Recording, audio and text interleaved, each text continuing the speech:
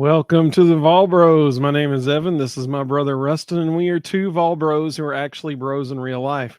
And we are inching ever closer to the kickoff of the 2024. There we go, football season against the Mockingbirds of Chattanooga in Neyland Stadium. I appreciate Rustin joining us on the go this evening. He is currently traveling, and so he has pulled off the side of, I believe, Interstate 20 just for a moment to hop on this with us. And so I appreciate that. We are here to talk about the defense tonight. We have three position groups. We're going to start with defensive backs. Or do you want to start with somebody else? I'm good with whatever you want to do. I got the defensive backs down first because they have decided that they are going to make it incredibly difficult for every single Tennessee fan to pick out who's who, but based on their numbers, because it seems like every single one of them almost has switched numbers from last year. As I was going through writing them down, I was like, no one's the same. I mean, like, it's unbelievable. Of the, like, let's see, 1, 2, 3, 4, 5, 6, 7 of the 7 returning guys who will actually see the field, 5 of them switch numbers. So you got all those dudes are different, and then all the new guys, we're learning their number for the first time. So they win the award for most switched numbers. Let's see here.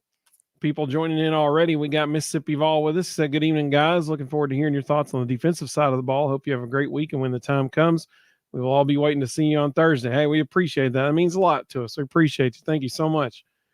Mino, like he said, if I hit the like, this was before we went live. She said, if I hit the like button now, will it count when the stream begins? Let's find out. Hope so. Please, like and subscribe. That'd be amazing. Wes, good to have you, buddy. He said, go Vols. Absolutely. Mino, like it's always great to see you. Wes said, it feels good to steal one from Bama. Wes is referring to a commitment Tennessee got today. We had a linebacker flip from Alabama. Let's see. Eric, I'm glad you mentioned that, Wes. Eric said, what's up, Evan and Rustin Vol Bros? It's great to be a Tennessee Vols fan right now. Just for the number one player in the nation, David Sanders Jr. So Tennessee did receive a commitment yesterday from David Sanders Jr., the number one rated offensive tackle in the country. So that is a huge deal. Wes, we appreciate you, buddy. John, welcome, buddy. Said, go Big Orange. Absolutely. So, hey, Zach, what's up, man? Good to have you. Man, we got everybody join us. This is great. This is so good. We got people joining on all 3 platforms right now. Looks like Rustin just lost his connection. He is, like I said, he's pulled over at a Wi-Fi available place on the side of I-20. He got off the road somewhere. He's not currently traveling. So when he gets back, we'll get right back on it. But we appreciate all of you joining us. Zach said he just walked through the door. Hey, we appreciate that. Austin said, welcome, Austin. Good to have you, buddy. He said defense wins championships. That's exactly right. And specifically, defensive lines are a vitally important part of that. And we're going to see just how loaded Tennessee is on the defensive line this evening. Let's see here. Monica, welcome, Monica. Good to have you. Always love seeing you with us as well. This is cool, man. We already got, like I said, people on all 3 platforms joining us. So that's awesome. Very exciting. Just so everybody knows, for those who just joined us and tuned in, we're going to start with the defensive backs this evening. Then we're going to move on to the linebackers. And then we're going to move to the defensive line. So the reason we're starting with the defensive backs is because they have made it very difficult on us because they have all switched their numbers. So if you're keeping tally at home, Tony, welcome, buddy. Good to have you. Say go Vols. The defensive backs, Ricky Gibson has switched his number to number 1 this year. Andre Turrentine, which last year he was number 17. This year he's number 2. Sam, welcome, buddy. He says, great to be Tennessee Vol. Absolutely. Christian Harrison has switched from, I think he was 38 last year, Now he is number 5. And I think Christian Charles was 14 last year too, so I don't think that one changed. But then you got all the new guys. So you got Jermon McCoy, number 3. Unfortunately, Jordan Thomas, he got injured, so he is out for the season. He was number 4. He is number 4 now. Jalen McMurray, transfer from Temple University. He is number 6. And I'm letting everybody know this so you can write it down because it's all new. Like almost every person at the defensive back position has a new number. John Slaughter, at number 12. I think that might be the same as last year, but I could be wrong about that one too. Let's see. Idris Farouk, he's number 15, a true freshman. Boo Carter, true freshman, number 23. Caleb Beasley, also a true freshman. And I included him on this list because I think you're going to see him on the field some this year. He is number 25. Marcus Gorey Jr., he is a true freshman. I don't think you'll see Marcus Gorey Jr. on the field in the secondary. However, I do think you'll see him on special teams. He is number 28. And a walk-on for now. A walk-on, Will Brooks. He's a redshirt senior, number 35. You will see Will Brooks on the field this year. It will happen. You will see him on the field a lot, actually. A lot. Let's see. Mr. Osborne, welcome, buddy. He said, "Go Big Orange" to all my fellow Vols fans. Thank you, bros, for your channel. Hey, we appreciate that so much. We really do. Thank you.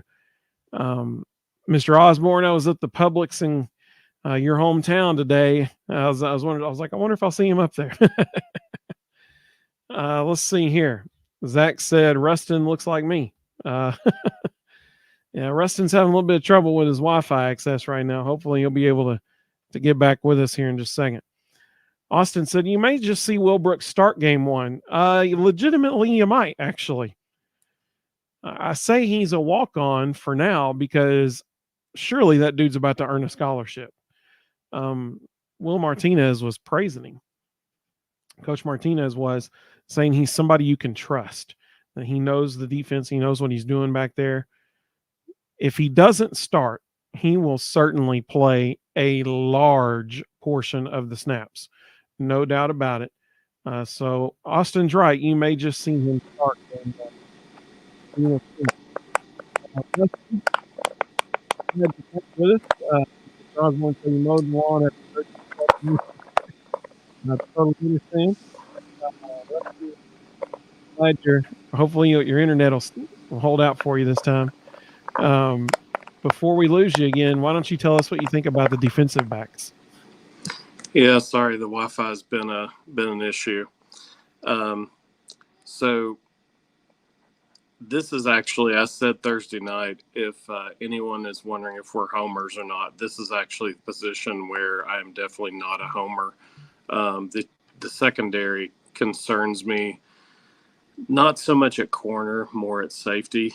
At corner, we've got Jermod McCoy. There's Jalen McMurray, who everybody's continued to rave about. Ricky Gibson, Jordan Matthews. Christian Charles can slide over there if he needs to. I mean, even Boo Carter, for that matter, could slide over there if he needed to.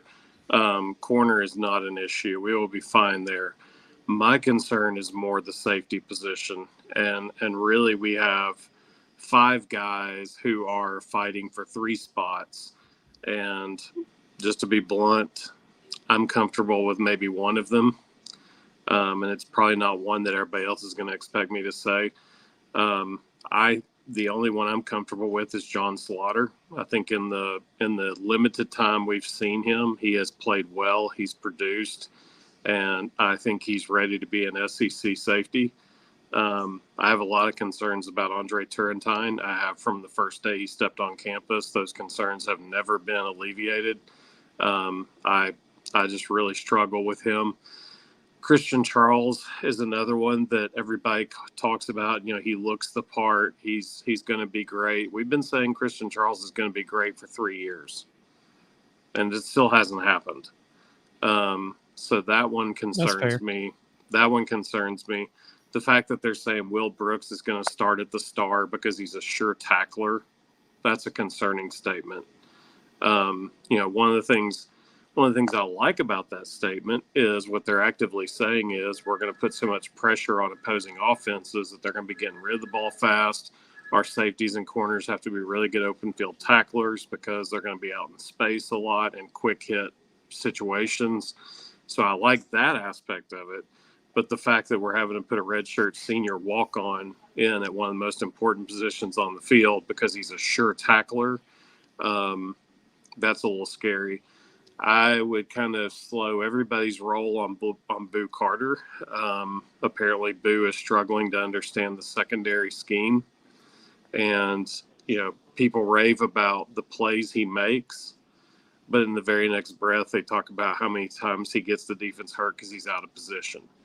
And the last phrase you ever want to hear anyone use when they're talking about defensive players who are learning a position is alignment and assignment. If people keep saying over and over and over alignment and assignment, it means that he has struggled to get aligned correctly and understand his assignment. And that's never a good thing.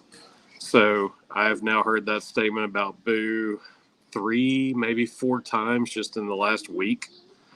So when multiple people are saying the exact same thing, it's not a good sign.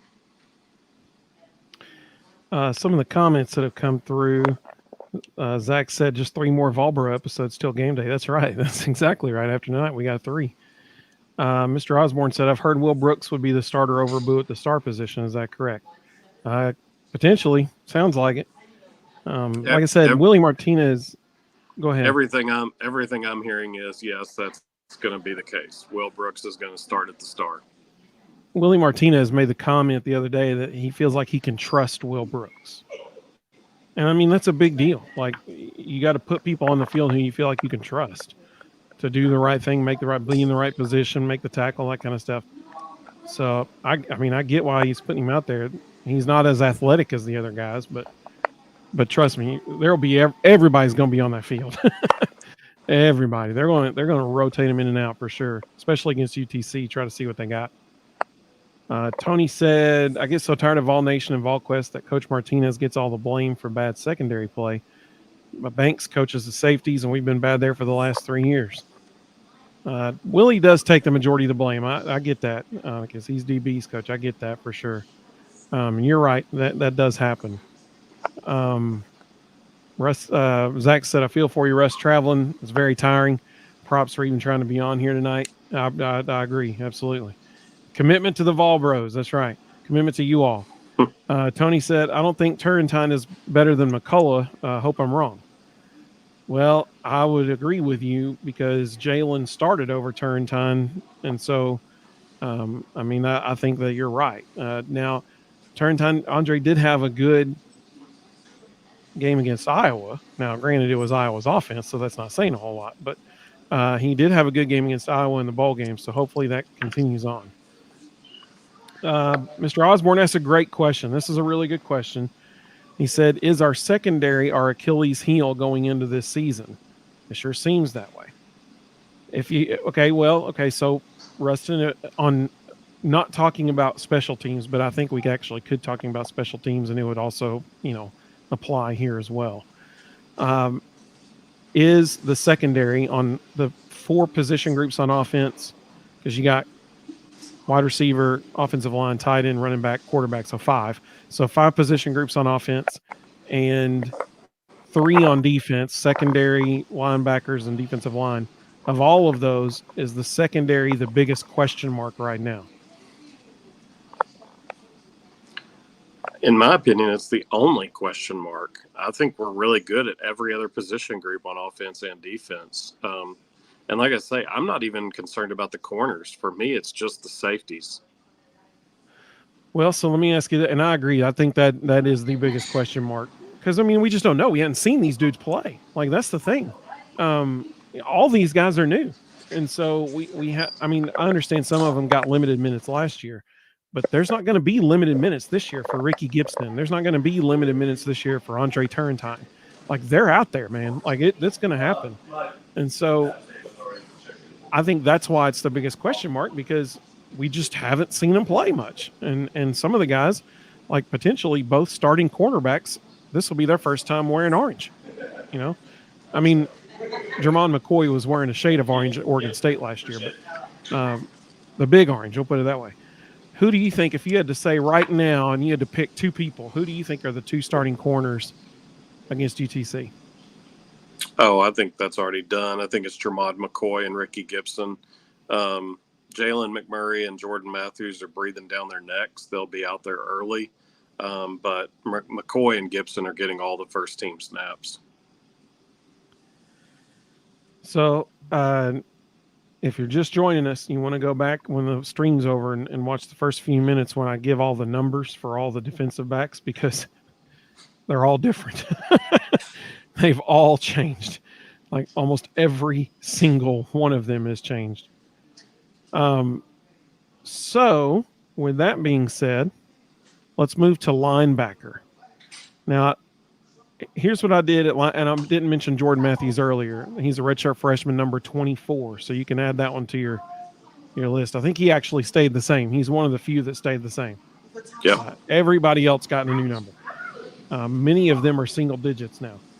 So at linebacker, I've got 7 guys that I think will see the field consistently this year. We got Arion Carter, Caleb Perry. Caleb has a new number. He's number 8 this year. Keenan Peely, number 11. Edwin Spillman, true freshman, who I think will see the field a decent amount at linebacker. He is number 13 this year. I love that. It's like he's just like telling the defense, I'm going to bring you bad luck. Or he's telling the other opposing offense, I'm going to bring you bad luck. I like that. I missed a comment. We had some more comments come through about the secondary, so let's go to those real quick. John makes a great point about Boo Carter. He said making the adjustment to college football is not an easy task. Absolutely. Sure. Herb made a good comment about the defensive line, so I'll come back to that. Jared said, is Boo playing strong safety? So I think he's lining up the star position or the nickel spot right now. He's fighting Will. Question. Yeah, he's fighting Will Brooks for the starting star spot. Austin said you can trust his ability to know where to be, but do you trust his athleticism to get there? About Will Brooks. That's a great question. That is a great question. I guess we're about to find out. I think what they're saying is they value tackling above athleticism, and that's kind of a scary statement that they're making that out loud. Yeah. You know, it kind of speaks to the rest of the guys in that safety group that they clearly don't feel real comfortable with their tackling ability. Wes, good to have you, Wes. Thank you for joining us. He said Christian Harrison will be starter at star from everything I've heard. He's definitely in the mix also, but he's also in the mix at one of the safety spots. So they've got to make some decisions. If Will Brooks ends up being the star, Christian Harrison will probably start at one of the safeties. Christian Harrison's name has been mentioned a few times now by Josh Heupel in his press conferences as someone who's really improved. So that's good. I mean, it's time. It's his third year. It's time. So it's time for him to really step up and make a strong impact here. He is a redshirt sophomore, so this is his third season now at Tennessee. Sam asked Rustin how much of it with Boo is freelancing or how much is just understanding the defense. Everything I've heard is it's just understanding the defense, and that's pretty typical with kids like him. Like they're so used to just being able to fly around, make the occasional mistake, but they're so much more athletically superior than everybody around them. They can make up for it. But at this level, there's no such thing as making up for it with athleticism. I mean, you have to be in the right position. It's crucial that your alignment is correct and you understand your assignment. One busted assignment is a touchdown in the SEC. The other one I forgot to mention that is fighting for time at safety, but weirdly his name is not really coming up much, is Jacoby Thomas, the transfer from MTSU. I'm starting to wonder about him. Like I had really high hopes for him. I thought he played extremely well against Alabama, and it could be that he's a gamer. He just doesn't perform well in practice, and when he gets his chance, he's going to get out there and shine. And I think with the lack of depth in the secondary, he's definitely going to get his chances. Again, I have major concerns about Andre Turrentine. I've never been comfortable with that guy. And the fact that they're kind of leaning on him is really scary to me, because I've yet to see an SEC high-level safety out of our Andre Turrentine. Mr. Osborne said, I think one reason Willie Martinez gets a lot of blame is this is his third time coaching DBs at Tennessee. He didn't impress a lot of folks with his coaching previously. Yeah, I mean, he got a lot of slack, a lot of flack from people, especially in the Butch Jones era. I think this is the year that it's time. He's got some athletic dudes back there. We need to see some improved secondary play for sure. Go ahead. As someone who had a front row seat for the behind the scenes of the Butch Jones era, I would not evaluate any assistant coach on that staff based on anything that happened on the field. If people knew half the stuff that was going on behind the scenes, that place was an absolute dumpster fire. And those coaches, it was a minor miracle that they were showing up for work every day. People were falling on helmets, man. It was dangerous. Let's see here. Eric said, I've heard VolQuest say the secondary is better this season than they have been. They said they made some good plays during scrimmages. I've heard the same thing. We've seen videos of that, highlights, that they've posted. Jermon McCoy's I think he's had 2 interceptions, 1 for a pick 6 on the 2 scrimmages. Let's see here. Zach said, I'm back. Went to get some chocolate covered espresso beans.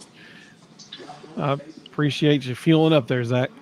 Herb said, Washington and Texas both had poor secondaries and made the playoffs last year. Okay, that's fair. Tony said, I really like our linebacker group, love our defensive line. Zach said, is tonight defense only or special teams as well? We're going to talk about special teams on Thursday. Thursday we'll do special teams, and we'll also do the college football pick'em challenge. Unveil that because we didn't have anything else to talk about on Thursday, so we're going to do that. Let's see. HT14 said, do you think our secondary will be better than 2022? Yes. Yeah, we're definitely tougher. I mean, they went out and made a priority of finding tough dudes in the transfer portal to bring in. So we're definitely tougher. It's just a matter of production at this point. Like we've got to translate really assignment and alignment. We've got to translate that into production. Vols Titans 8. Welcome, buddy. Good to have you. He said Phil Boo will end up starting by the time they play Oklahoma and get the majority of the reps. I'd say that's a pretty fair, prediction. Like that could happen. Sure. It could happen, but he's going to have to prove really fast that he understands the scheme, because college coaches, that's their livelihoods running around out there in 18 to 22-year-olds. And if you are a liability, no matter how athletic you are, if you are a liability and your lack of understanding can give up touchdowns, you will not play. Tony said, what about Jacoby Thomas at safety? I think we're going to see Jacoby Thomas on the field quite a bit, personally. I think we'll see him out there. Athletic duty, made a play, and I think he had an interception in a scrimmage. I think we'll see him out there for sure. Like I said, all these dudes, we're going to see them all out there the first 3 weeks. They're gonna see who they got, who can show up and make the plays when the lights come on. We're going to see all these guys out there the first 3 weeks. I'm a big fan of Jacoby Thomas. If you go back 2 months ago, I was saying I thought he was the absolute best pickup we had out of the transfer portal. My concern is I'm not hearing his name. And I'm hearing, John Slaughter, Will Brooks, Boo Carter, Christian Harrison, Andre Turrentine. Jacoby Thomas isn't coming up. And that's weird. I hope it's just, like I say, that he's just a gamer and he just doesn't really, shine in practice, and it's just it's a formality of he just needs to be under the lights. But it's a little concerning. Christian Charles is in the same boat. I'm not really hearing Christian Charles's name. Kevin Simon, the other day on the radio, Kevin Simon said he loved Christian Charles. And then when they said, where do you think he fits into this? He kind of avoided the question. Like he didn't really have an answer. So I just, that depth concerns me. Austin said, I had higher hopes for Jacoby Thomas as well. I think Jermod McCoy is going to end up being the star transfer player this year, 100%. It's possible. Yeah, especially on defense. Yeah, I mean, Jermod McCoy, dude's already showing out in the scrimmages. So I think that he's going to be a very welcomed addition to that secondary, no doubt. HT14 said, I hope this season goes like my Tennessee Dynasty mode in college football 25. Sam said, well, recent commitment should help us both at linebacker and in the secondary. Agreed. Definitely. Zach asked a question about James Pierce Jr., so we're going to come back to that here in a moment. Let's see. JL, welcome, buddy. He said, after getting the flip today, he's talking about the flip from Alabama. We will finish with a top 5. We will finish with the top 5 class if they don't downgrade him now. Yeah, if they don't, since he's committed to Tennessee, he might get downgraded now by the services. But that point is actually a really good example of why you should never go by recruiting rankings. George McIntyre just dropped significantly in the recruiting rankings because he didn't go to the Elite 11 camp. Yeah. That was the sole reason. They asked, why did he drop so much? Yeah, he sat out of camp. And they asked, why did he drop so much in the rankings? And he just missed a camp. If that is how rankings are determined, that's the greatest example we can give for why rankings do not matter. That's ludicrous. I mean, he was legitimately just hurt, and so he wanted to make sure he was healthy for his actual high school season. And so they dropped him. Let's see here. Tony said, if our defensive line is as dominant as some think they might be, we may not have to be really good in the secondary. That's a fair point. Mm-hmm. That the quarterback's going to have to be getting the ball out of his hands real quick with our defensive line coming after him. And that obviously helps the secondary as well. And again, that goes back to what I was saying. They want sure tacklers because they know they're going to get a lot of one-on-one hot routes, quick hitches, slants. They want sure tacklers because they know the quarterback's going to be getting rid of the ball fast. Tony said, if our defensive line is as dominant as some think, we may not have to. Oh, I just read that. Eric said, sounds like Austin Price needs to ask about Jacoby Thomas and Christian Charles. Yeah, that'd be good. Sam said, as thin as we are in the secondary, the coaches better be getting all these guys ready because they're going to have to play. Yeah, yep. They sure are. Definitely. HC14 said, I think either next year or the year after we will be getting ready for the Natty. You think that's a hot take? I think if they want to win a national championship, they need to do it this year because we're going to be losing a lot. Championships. Yeah. Championships are won in the trenches, and we are really good in the trenches this year. It needs to be this year. Sean, welcome, buddy. Good to have you. He said, good evening, bros. So linebackers. We got Arion Carter, Caleb Perry, Keenan Peely, Edwin Spillman, Jeremiah T-Lander. Jeremiah has the same number as last year. Thank you, Jeremiah. And Jalen Smith. And then I put Ben Bolton on this as well because Ben Bolton found the field some last year. Last year, I think Ben was number 40. This year, he's number 33, so he switched his number on us. He's trying to redeem Jeremy Banks. Yeah, there you go. So we got, in my opinion, 1, 2, 3, 4, 5, 6, 7 guys at linebacker that will rotate in and out. I say rotate loosely. Those 7 dudes will see the field more than everyone else on the team. I'll put it that way. What do you think about those 7 guys? I think Ben Bolton's mom really appreciates you. I think there's a 6-man rotation. And I agree, but dude did see the field quite a bit after Arion Carter got hurt last year, and Keenan Peely got hurt. Yeah. If we have a couple of injuries, we may have some Ben Bolton sightings, but I mean, I think it's fantastic depth. I mean, we're obviously going to see Keenan and Arian starting, but I think you'll see Jeremiah Thielander pretty fast after. William Inge loves him some Jeremiah Thielander. He talks about him all the time. So I think you'll see Thielander pretty fast. He likes Edwin Spillman a lot. Caleb Perry proved last year he's very good in coverage. So you'll probably see Caleb Perry on 3rd and longs quite a bit. And then, when we get a little bit of a lead and we need some rest for some of those linebackers, we'll see Jalen Smith a little bit. And Jalen and Edward Spillman and Arian Carter are the future. Really, Jeremiah Thielander. Those 4 are the future, and they get an opportunity to get those guys ready. And in a couple of years, that could be the best linebacking core in America, because those 4 are just going to get better and better. But I love those 6. They only play 2 at a time, so 6 is plenty of depth, and it's 6 quality guys. It's really good depth. They're versatile. They can fulfill a lot of roles. They're all sure tacklers. They're good. Most of them are good against the run and the pass. It's an impressive group.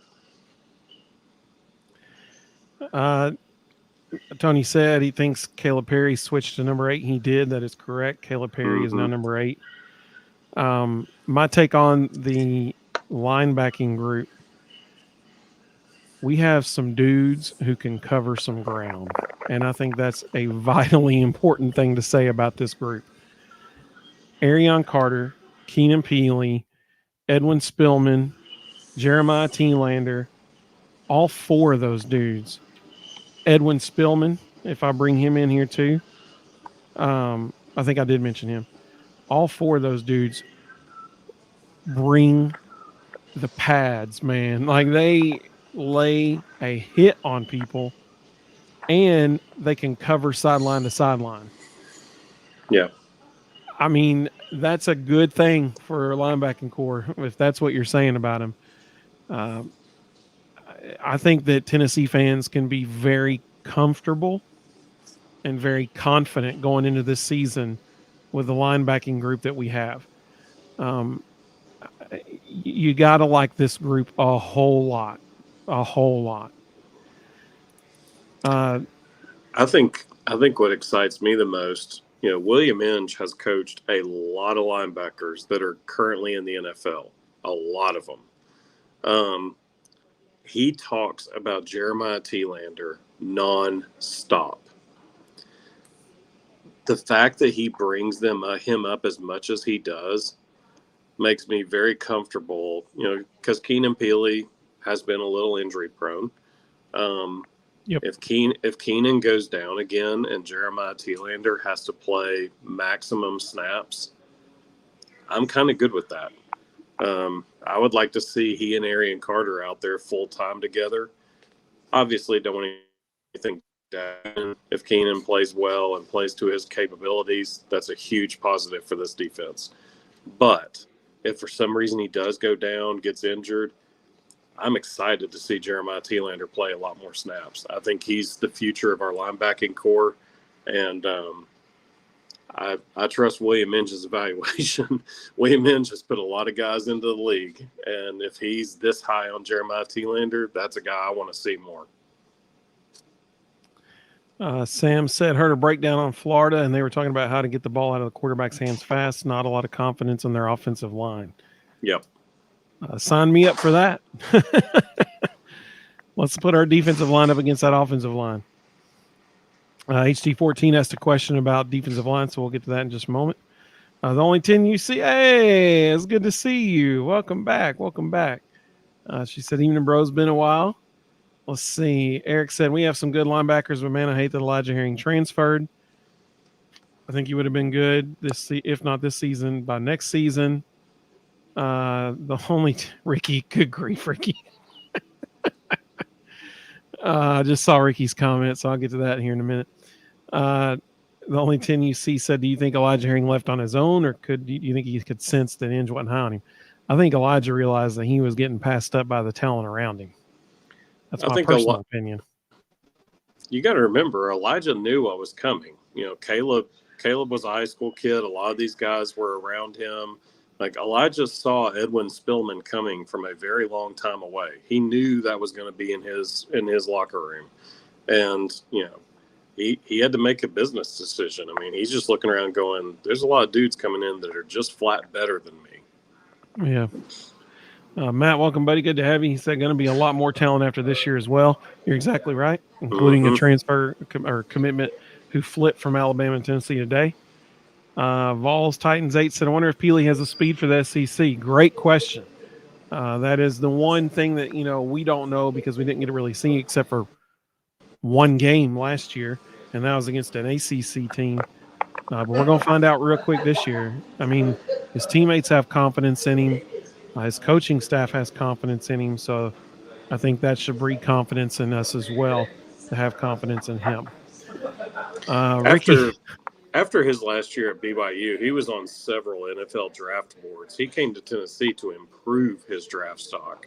So I highly doubt they would have a guy on their boards who, if they didn't feel like his speed was complimentary of the NFL game. So I don't worry too much about that. The NFL doesn't write guys' names on their boards unless they think they're pretty good. JL said not to change the subject, but did anyone see the up and coming light show? Night games are going to be sweet. Yeah, buddy. They were testing it last night. It's a drone show over the top of the stadium. They were testing it last night, and dude, that looked amazing. They released absolutely amazing. They released a video tonight showing it off, an official video from the university. It's pretty cool. So that is something to look forward to for sure. Let's see. Mississippi Vols said, so glad we're able to get Coach Inge. I think he will turn our linebacking core into a real force. Agreed. Yep. So apparently the 49ers are playing right now. Josh Dobbs is playing. We're going to have to go watch that.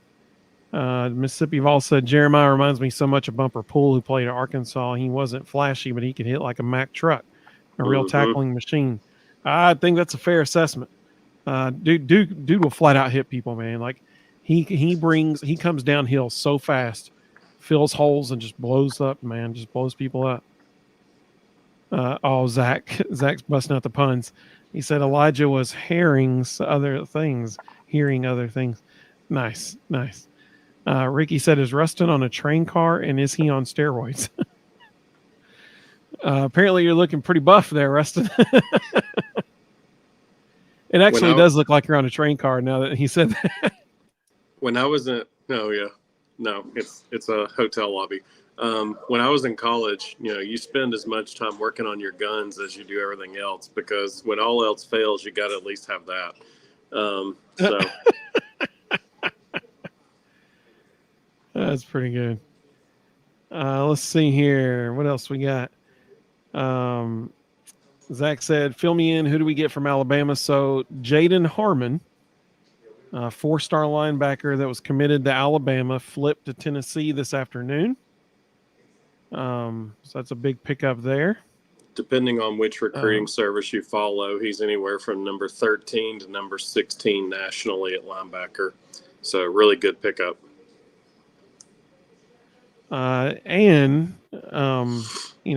That's the day after David Sanders Jr., the number one offensive tackle in the country, committed to Tennessee. So really great weekend for the Vols. Honestly, very good weekend. HD14 said, I don't know if you guys heard, but Tennessee are thinking to add a third deck to Neyland Stadium. All right, so hang on. So here's what happened. What had happened was, so here's what happened. There were people on Twitter, which kudos to Danny White. He interacts with people and on Twitter and does a good job. But there were people on Twitter who were talking about, man, I wish we could increase the capacity of Neyland Stadium because all the tickets, the season tickets, are essentially already sold out. And every single game is sold out at home except for 3 now. So somebody mentioned, man, I wish we could add maybe more seats or add capacity to increase the capacity. And somebody tweeted at Danny White, and they said, let's make the stadium seat 110,000 people. Danny White quote tweeted that tweet and said, do you think that'll be enough? He's like, the student, right now we're already 25,000 short for student requests, per game. He was like, do you think 110,000 would be enough? Then people took that and they started tweeting at Danny White AI generated images of Neyland Stadium with a third deck. And they were like, add the third deck, Danny, add the third deck. So we don't know what he's considering officially yet, but he is thinking about increasing capacity to the stadium. That's what we can take away from this past 3 days on Twitter. Danny White is at least considering increasing stadium capacity. How they will go about doing that, nobody knows yet. Could they add a third deck? Potentially, maybe. Is that what's officially on the table? Nah, not yet. But we'll see. We'll see. Let's see. Sam said, saw some of our commitments from down here in Georgia got off to a good start in their senior year. They sure did. Rustin was talking about the kid, the wide receiver from 6A. What was his name? Travis Smith? Travis Smith. He had 9 catches for 276 yards and 2 touchdowns. And for those of you who don't, for those of you who don't know, 6A football in Georgia, that's like one of the top divisions in the entire country. That is big time football. So to put up those kinds of numbers at that level is really impressive. Matt agreed. He said it was a great weekend for the Tennessee Vols. JL said they should have never taken seats away. I understand that too. Let's see. The only thing you see, you said, who did we recruit for the secondary for 2025? We'll have to look it up. I can't remember off the top of my head. That's a good question. His first name is Transfer and his last name is Portal. Yeah. Ricky said more unwashed in the stadium. # West Club or bust. That's Danny's kind of, seems like it could be Danny's philosophy, bring in the money kind of stuff. I get that. I understand. The only Tennessee liked your answer there. She liked that. Let's see. So we've talked about defensive backs. We've talked about linebackers. Now let's get to the group that everybody wants to talk about, and understandably so. We've already had several questions come in. Ricky's was intentionally hilarious and maybe my favorite. He said, you guys talked about James Pierce Jr. yet? I think he will have a good year. Yeah, that is astute analysis, Ricky. I think he's going to have a great year too. I do. Kudos to James Pierce Jr. for being a Tennessee volunteer and still getting credit from ESPN. ESPN ranked him the number one. ESPN just ranked him the number one player in the country, college football player in the country. Then On 3 Sports, I think it was, or maybe it was Pro Football Focus.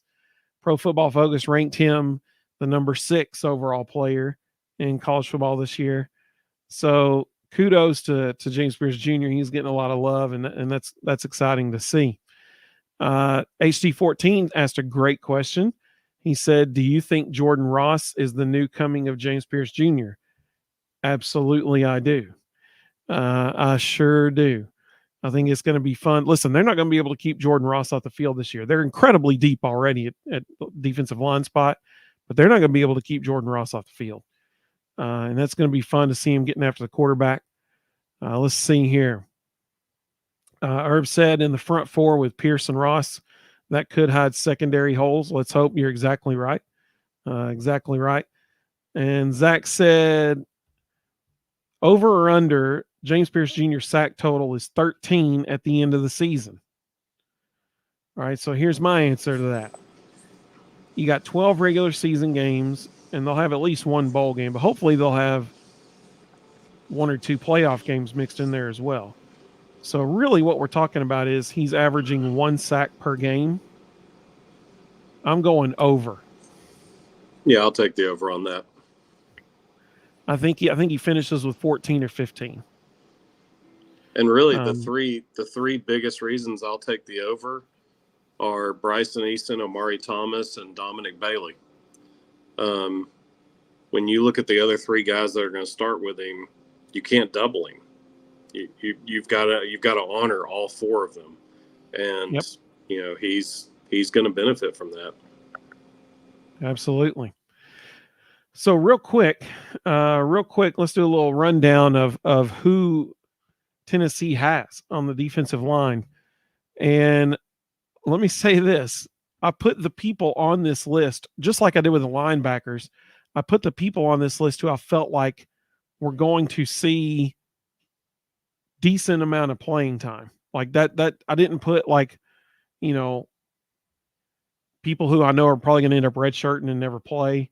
I didn't put walk-ons that'll never play. I put people who I feel like will get playing time. So let's see.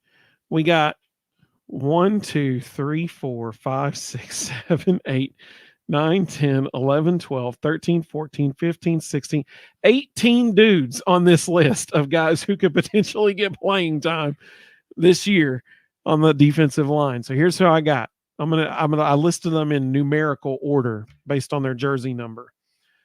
All right. So you got Elijah Simmons, which still cracks me up that he wears number 10. That's just hilarious to me. Tyree Weathersby, Joshua Josephs, Bryson Eason, Omari Thomas, James Pierce Jr. I've heard good things about him. I think he's poised for a good year. Jordan Ross, Jamal Wallace, transfer, Caleb Herring, Tyree West, Jackson Moy, another transfer who is really impressing some people in fall camp right now. David Hobbs, Omar Norman Lott, Kellen Lindstrom, true freshman, may not see the field very much, but I think you'll at least see him at the end of UTC, Kent State, UTEP, maybe Vanderbilt. He'll get his 4 games. He'll get to see the field in 4 games and then redshirt. Dominic Bailey. Rustin mentioned him a minute ago. That's a redshirt senior this year. So he can have a big impact here. Carson Gentle, true freshman. However, I think that you will see Carson on the field at least 4 times. The only reason I say that, obviously he still has a lot of development to do, but the reason I say that is because the second practice of the fall camp, they let him get in front of cameras. Like they let this true freshman get in front of cameras. And so that means something. That means something. I think he's very much in the same boat as Kellen Lindstrom. I think you'll see him get a little bit of, mop up time at the end of those 4 games, and he'll be a red shirt, and he'll be poised to contribute quite a bit next year. Let's see, Jason Jenkins and Emmanuel Okoye. Emmanuel Okoye was listed as a tight end last year. He is listed as a defensive lineman this year. Dude is freakishly athletic. And I think they're just going to be like, hey, man, go be athletic and get the quarterback. I mean, I think that's literally what they're going to tell him to do. So of those 18 guys, really, if you take out Emmanuel Okoye, Jason Jenkins, which, I mean, he'll probably get a substantial amount of playing time as well, Carson Gentle and Kellen Lindstrom, you're down to 14 dudes who are going to get a lot of playing time. No one in the country has a deeper defensive line room than that. That is hands down the best deepest defensive line room in the country. I mean, like that 14 dudes deep that they can run out there. I mean, I feel sorry for the opposing offensive lines because they're going to be like, seriously, can we not get a breather? Can they not bring in somebody that's not anywhere near as good as these dudes? and Tennessee's just going to keep running them out there, and they're just going to wreak havoc on offensive backfield. So if you are a Tennessee fan, and it's been so long since we've had the depth on the defensive line like this that we have this year, man, you think back to days like Big John Henderson, Albert Haynesworth, all these dudes that were just terrorized backfields. Well, think about that, and then think about having 2 or 3 groups run out there, and they all have dudes in them like that are getting in the backfield. That's what you're going to see this year in the defensive line, and it's going to be so much fun to watch. So much fun to watch. I'm very excited about it. What are your thoughts, Rustin?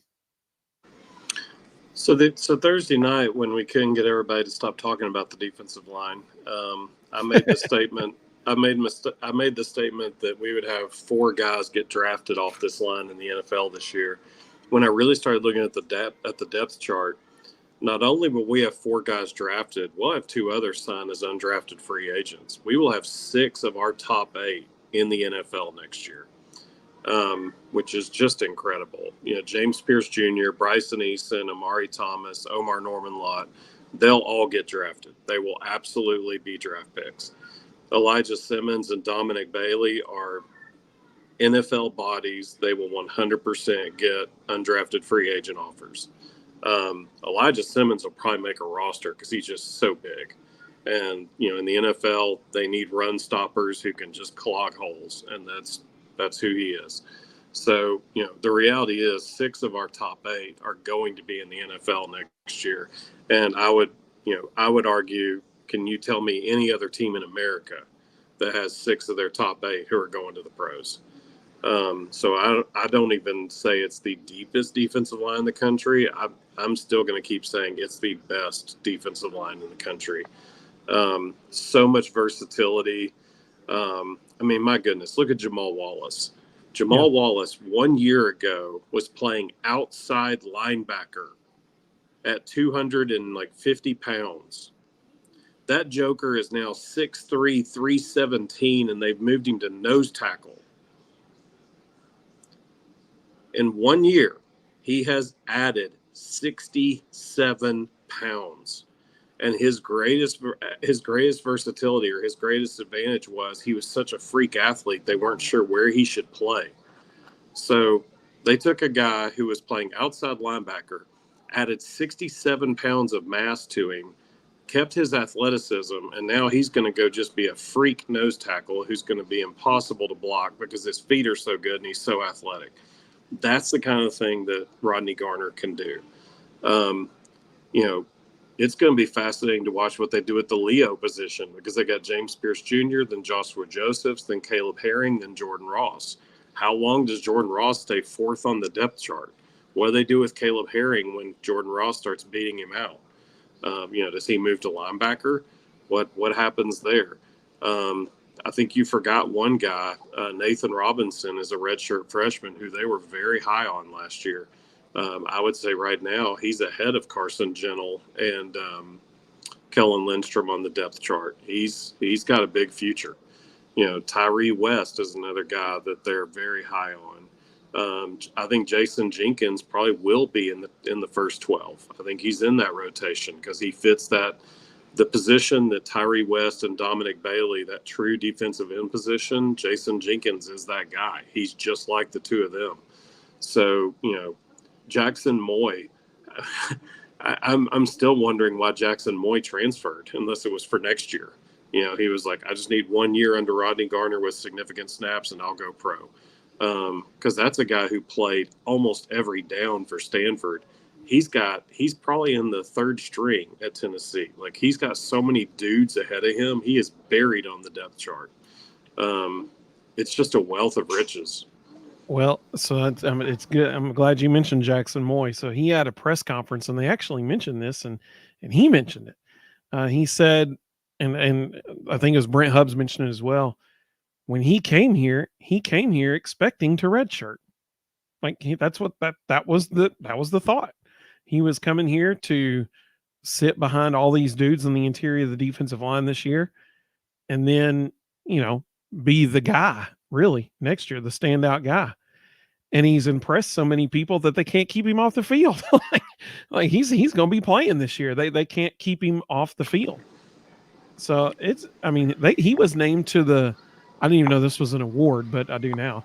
So Tennessee had 3 guys who were all named to the Samoan College Football Player of the Year award watch list.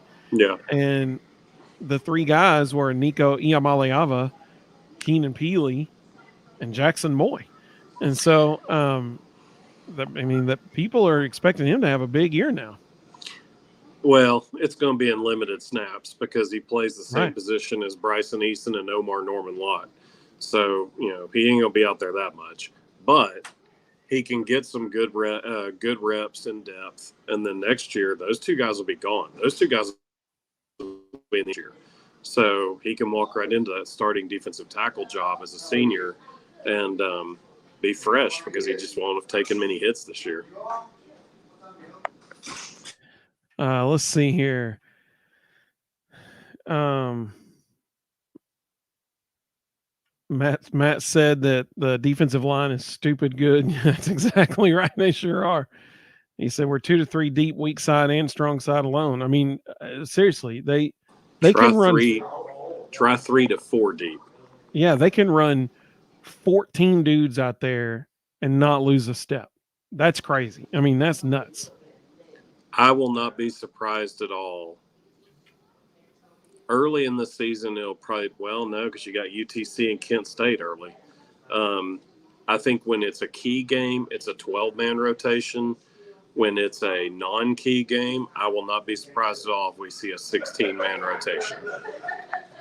Yeah, because he's just got the dudes. Zach said, "Is Jordan Ross out for the season?" No, that's Jordan Thomas. That's a great question. Unfortunately, Jordan Thomas had a knee injury about a week and a half ago, and he is out for the season. It's a very, very sad situation for him. This was his junior year. He was probably going to start at safety, and he is now out for the season. So it's Jordan Thomas, not Jordan Ross. That's a good question. Sam said, "I think the young depth on the defensive line is going to make their presence felt. This is just going to make sure Big O, Bryson Eason, Omari, and others are fresh." I'm excited. 100% agree. They got a plethora of riches there. JL said, "It would be pretty sweet to get back to having the largest stadium in the nation." I agree. That would be cool. Yeah. When you talk about depth, the crazy thing is we're not even really talking about Tyree West. And if Tyree West were at pretty much any other school in the SEC, he would be starting at defensive end. He's going to back up Dominic Bailey. That guy wreaks havoc. And when he gets his opportunities, he makes the most of them. Onlyton UC said, we have got to find a way to keep Coach Chop. He's recruiting his butt off. That depth is ridiculous. Matt said Chop is the man and will be rewarded. JL said he is going to need a title change and raise for sure. Coach Garner loves Knoxville, and you got to remember that man is old. He's not moving again. He has no interest in moving again. That man's retiring in Knoxville. The only 10 you see said Okoye for the interception. He has tight end hands. Absolutely. Absolutely. I would just tell you, slow your roll on that one. When you look at the sheer depth of this roster, I don't think we're going to see Emmanuel Okoye, if at all.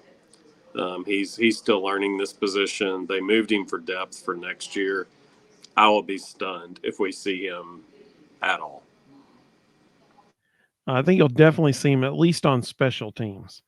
Not so much on defense, but I think you'll see him on punt return or punt, coverage, kickoff coverage, everything like that. Matt said, big fan of Okoye. He's a specimen. Zach said, so I know this is defense night, but Bazooka Joe looked good again. He did. Matt said, and hey, Hendon Hooker was Detroit Lions player of the game yesterday. Matt Stone said, if we can keep our coaches, just wait and see we're recruiting next 2 years. Absolutely. Mr. Osborne said it's truly an advantage for us to have a defensive line and linebackers that can attack opposing teams' O-lines consistently all game long. That should help our defensive backs. You're 100% correct. 100% correct. And Mr. Osborne dropped a fun fact about General Nealon earlier. That was pretty cool. He said that General Nealon actually came up with the design for increasing stadium capacity. That's pretty cool. Let's see. The only 10 you see said, question for later. What was our issue with Florida? Okay, so I'll come back to that one. That's a good question. I got a couple that I'm coming back. I've starred. Yeah, Sam. So, yeah, Sam mentioned what I was thinking about as well. Sam said, heard Rodney Gardner talking about Jackson Moy saying he wasn't going to be able to keep him off the field. That's exactly right. Matt said, Moy's too strong. Absolutely. Austin said, how many of our top 10 D-line players end up getting drafted?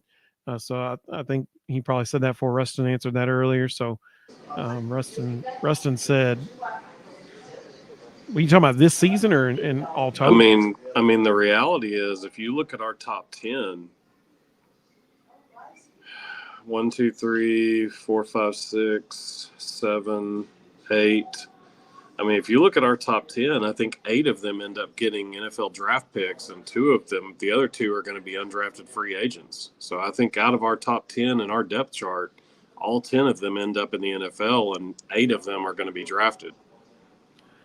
But this upcoming season, 4 of them will be drafted because 2 of them, like Joshua Josephs, he'll get drafted probably not this year, but probably next year.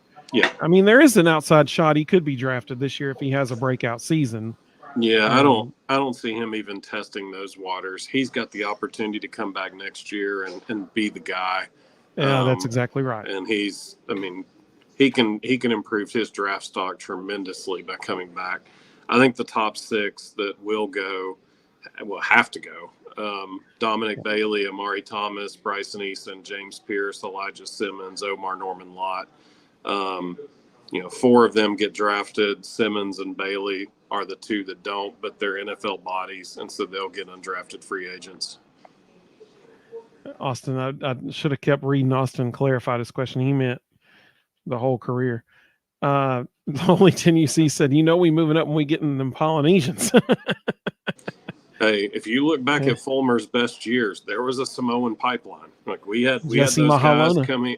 We had those. There was a laundry list. We had those guys coming in every year, and they do bring a level of intensity and work ethic that it's good to have in the locker room. Jenny, welcome. Good to have you, Jenny. She said, "What do we know about Max Gilbert, new place kicker?"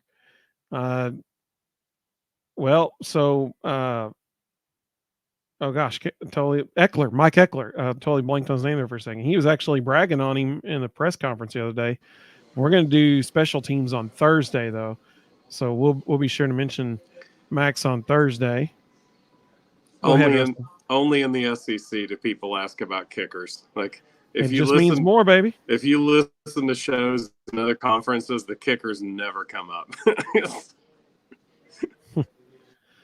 Matt said he's going to the Kent State game just to see the whole roster. Absolutely. You will get to see the whole roster.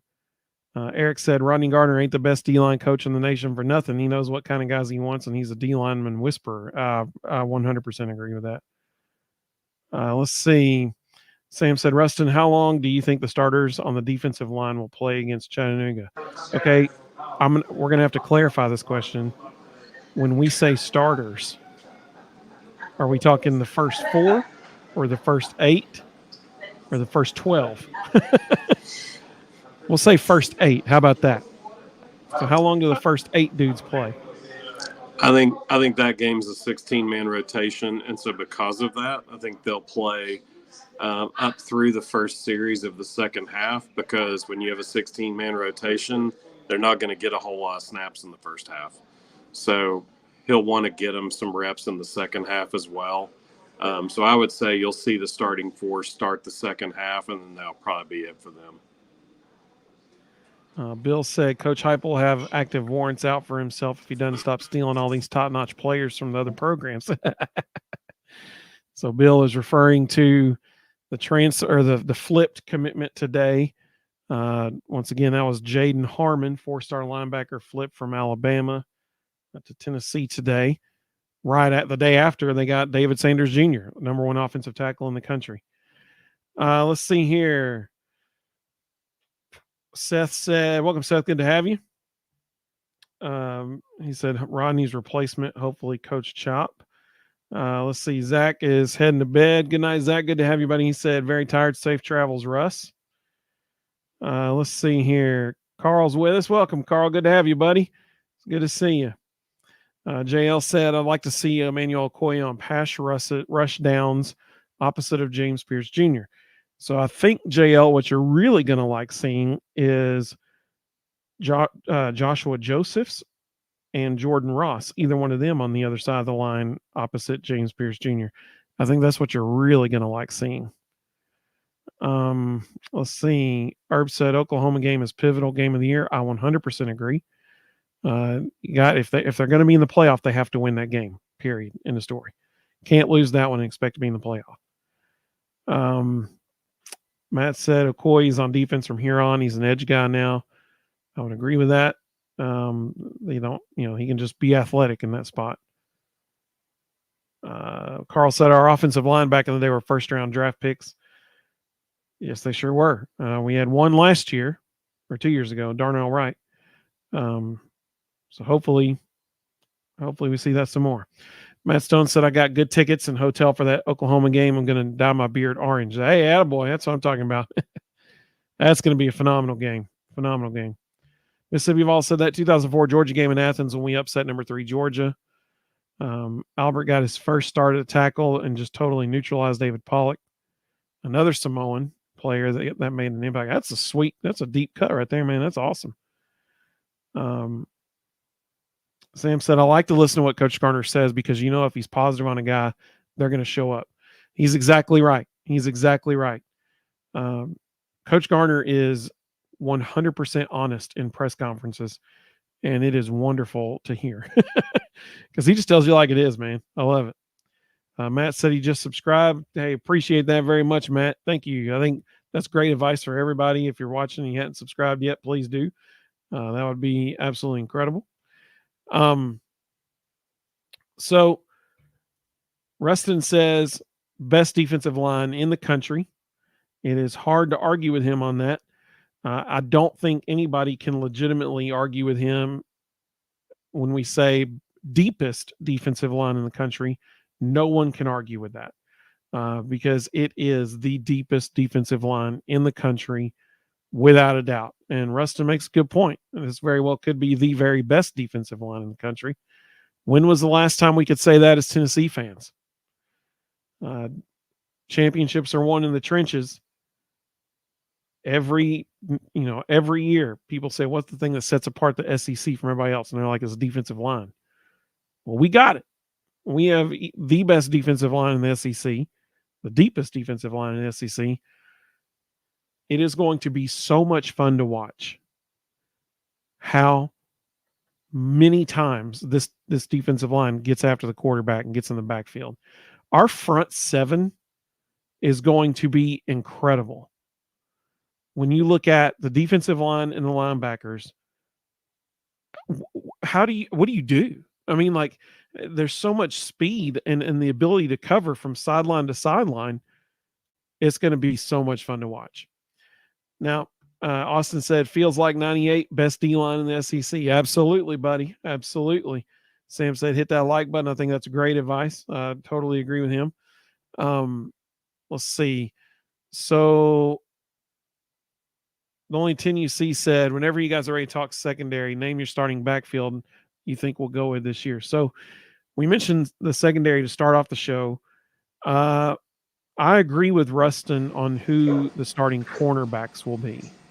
Rustin said he thinks it's pretty much locked up. It's Jermon McCoy and Ricky Gibson. I agree with him. I think those are the two starting corners. If you had to say star and safeties, who would you say? And then I'll give mine. I think safety is going to be Andre Turrentine and Jacoby Thomas. And I think Heupel's going to pull one of his oars, and the star is going to be Will Brooks or Christian Harrison. And I think game one's going to be a literal audition for Will Brooks and Christian Harrison to win that star job. I think that's pretty good. I would say the only one at safety that I'm 100% confident will be a starter is Andre Turrentine. I think that he is for sure going to be a starter back there. It's hard to imagine that Jacoby Thomas would not be the other one, but I guess it is possible for Christian Charles to be put back there as the other one. I think you'd see John Slaughter before you see Christian Charles. I'm not hearing great things about Christian Charles. I think John Slaughter's probably ahead of him. And I think you're going to see. I don't know.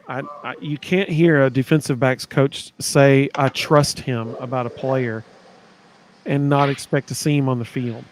So I think you see Will Brooks back there somewhere, maybe the star, maybe the other safety spot, because when a coach says, "I trust him," that means a ton. Because, like you said, it's their livelihood. They're putting dudes out there who are going to be essentially ensuring their livelihood. They're going to put guys that they trust. Yeah. So that's why I think Will Brooks. But I think you see in game one, I think you see Boo Carter. I think you see John Slaughter. I think you see Jalen McMurray. I think you see Christian Harrison. I think you see all those guys in game one. Yeah, we should have at least a 12-man rotation in the secondary for the first. Definitely for Chattanooga. Definitely for Kent State. They'll shorten it a little bit for NC State.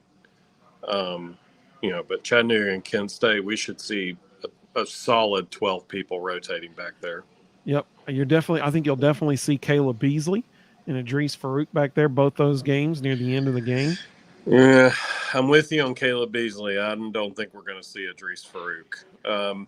If anybody saw the highlight that UT football put out of Ethan Davis catching a touchdown pass over the middle about a week ago in that first scrimmage, yeah, that was Idris Farouk missing his assignment and watching the tight end run right past him into the end zone.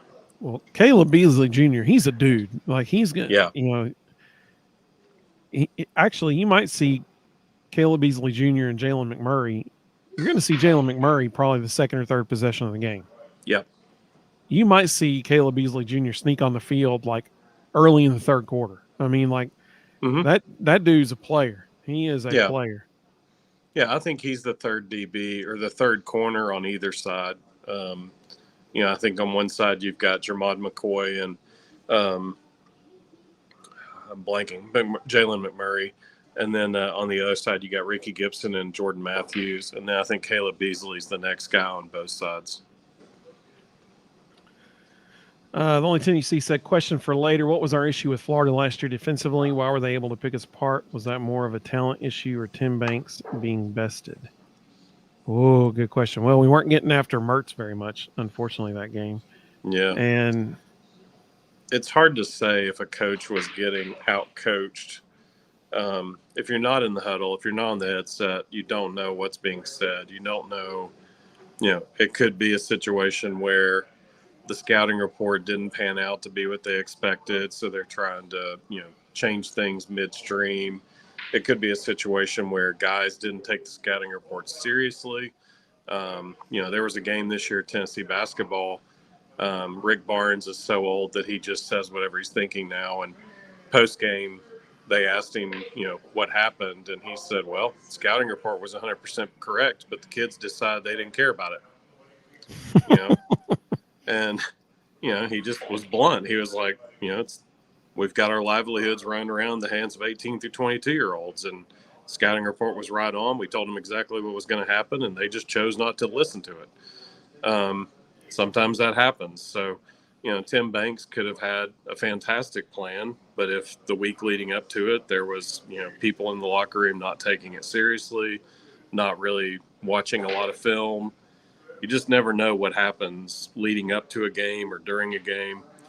And, it's hard to say without being on the headset. It's hard to say what happened. Well, and I will say this, Keenan Peely, he got injured game one last year Florida was game 4. There were two,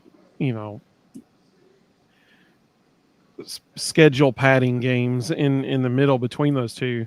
So Florida was really Arion Carter and Jeremiah Tielander's first SEC game, and they didn't have Keenan Peely there to help control where the defense was supposed to be. That was also the game. That was also the game Elijah Herring had some massive assignment issues. Yeah. That was the first game that I started saying, hate to pin it on one guy, but Elijah Herring was out of place about 20 times. They were, and Kamal Haddon had the famous Ole play on that one too. Yep. Hey, Carl, look at you, man. You are the man. Appreciate that super chat very much. Thank you so much. Thank you. I like the comment there. Heupel can't recruit. Yeah, the country's finding out that's definitely not the case. Yeah, for sure. Let's see. Matt said Jermon McCoy is a stud. He is playing very well in the scrimmages thus far. That was a coup. He was great last year at Oregon State.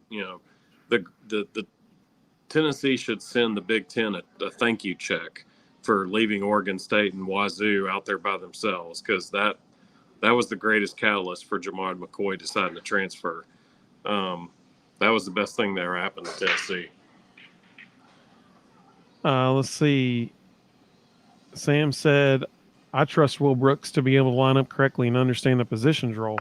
It's everything after that. And I get it, man. I totally understand.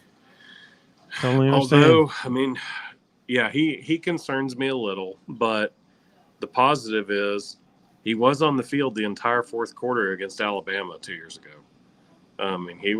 He was the guy back there when everything was falling apart. He was the only guy in the secondary playing well. So he does have that going for him. Let's see.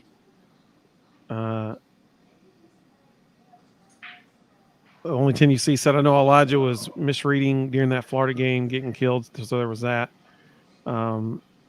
He was really bad in that game.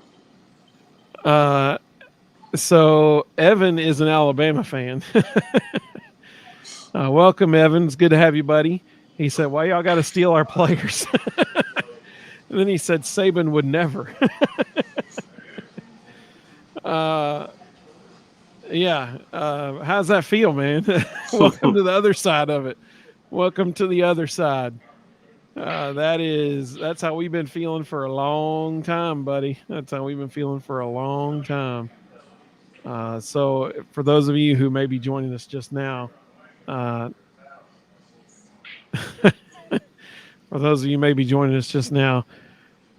4-star linebacker Jaden Harmon flipped from Alabama to Tennessee this afternoon. So that's what Evan was referencing there. Well, this was a lot of fun. Bottom line, if you're a Tennessee fan, you can get really, really excited about our front seven, because no one will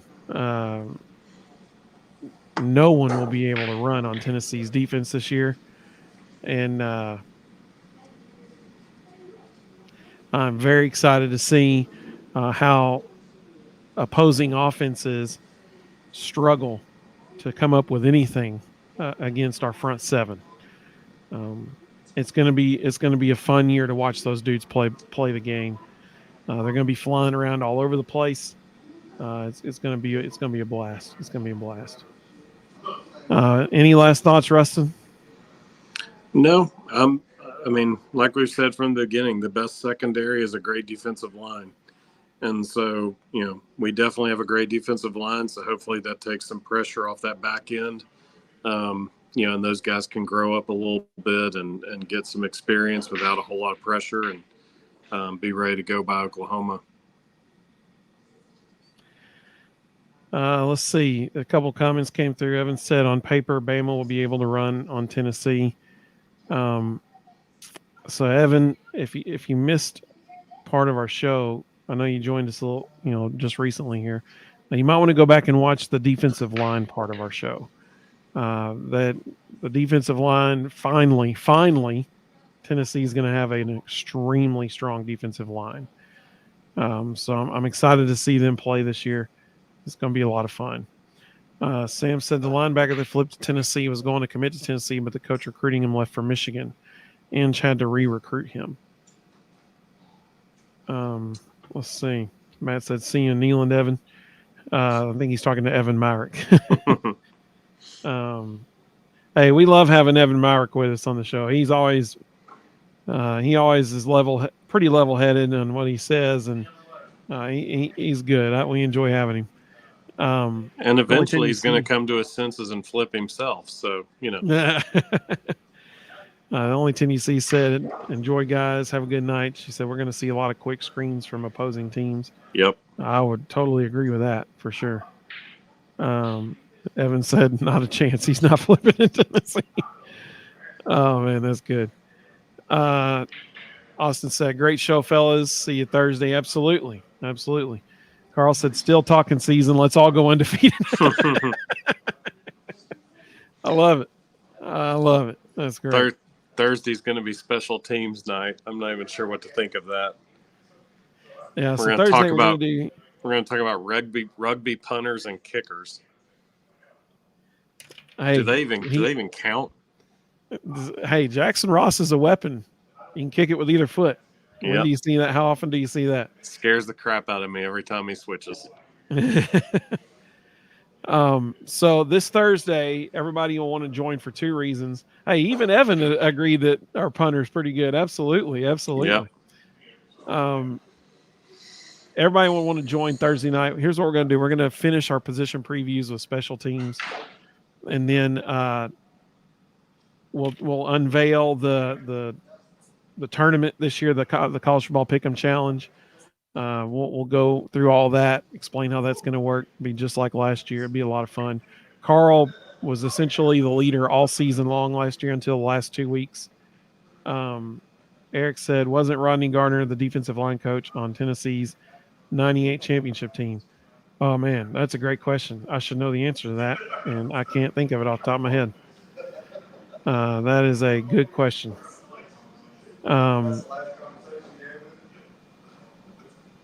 Wait, what is this? Jay Hurd can kick it 85 yards? Jeremiah's Hurd, like Lance Hurd's cousin? Is that who you're talking about? If so, let that dude kick. Let's see. Scott said no, but he recruited the players. Okay, I was about to say, I thought the defensive line coach that year was Steve Caldwell. Sam said Jeremiah's Hurd kicked it 85 yards in a game. Like a kickoff or a field goal? Has to be a kickoff. It has to be a kickoff, right? Like, surely. Yeah. Or a punt. Maybe he's talking about a punt. That's cool. That's intriguing. Maybe we'll see a little special package for him back there in special teams. Oh, he said it was a punt. Eric said, see you, Evan Rustin. Have a good night. Hey, we appreciate you, Eric. You the man. Thank you, Sam, for that. That's good to know. See, that's another weapon they have back there.